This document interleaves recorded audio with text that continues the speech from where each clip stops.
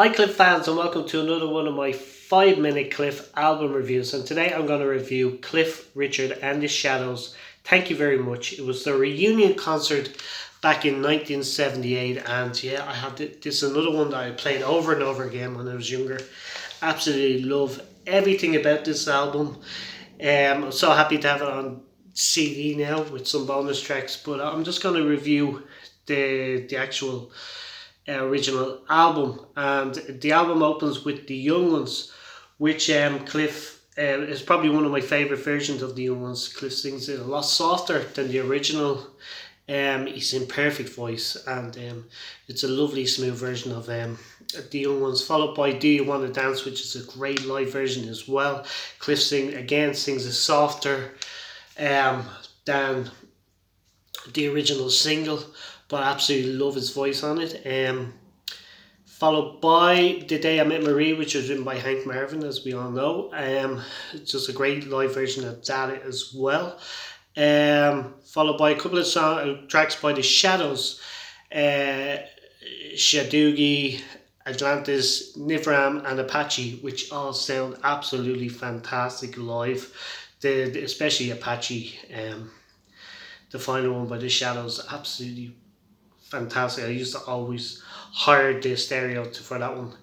Um, and the last two songs on side one are Please Don't Tease and Mission Nights. And Please Don't Tease was re-recorded into a kind of a totally different kind of country feel to it. It's slower.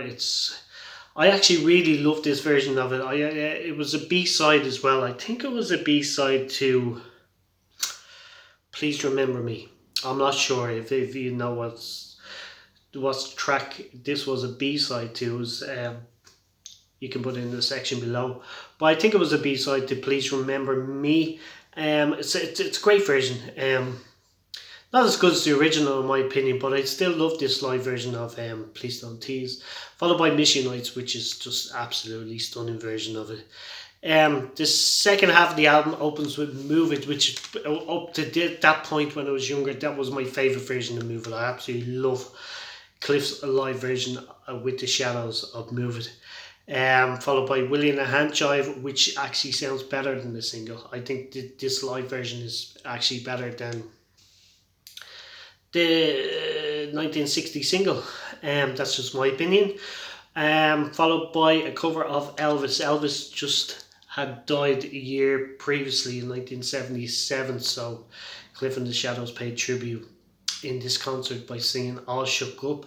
They have a bit of fun with the song. They have a bit of banter as well going on as well, so that's fun to hear. It goes on for about 10 minutes, but it's really fun to listen to.